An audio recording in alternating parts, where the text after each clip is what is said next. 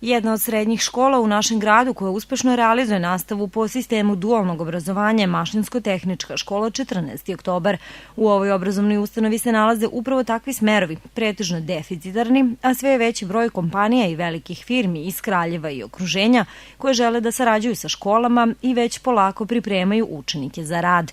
Što se tiče pomenute Mašinsko-tehničke škole, osim potpisivanja ugovora o učenju kroz rad, imaju i drugih značajnih planova, što smo saznali od direktora Miloša Lazovića.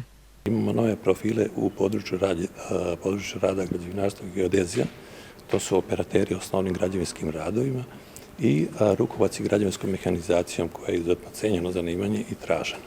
Pored ovih profila planiramo da upišemo i tehničare za kompjutersko konstruisanje, arhitektonske tehničare i geodetske tehničare geometra.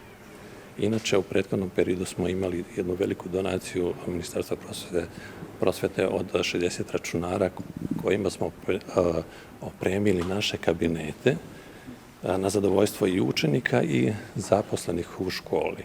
A naše učionice su sve opremljene računarima, imamo internet mrežu i pripremne prostorije su opremljene računarima i internetom mrežom. Kako ističe naš sagovornik, obezbeđena su sredstva za još neke radove.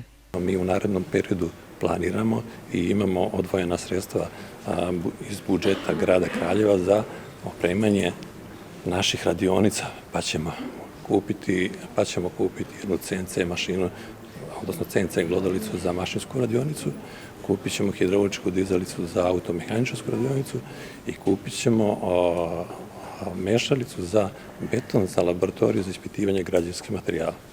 Sve ovo samo potvrđuje da škola razmišlja daleko u budućnost, a posebno vodi računa o svojim učenicima kojima želi da obezbedi najbolje uslove i adekvatno obrazovanje i tako ih pripremi za život nakon školovanja.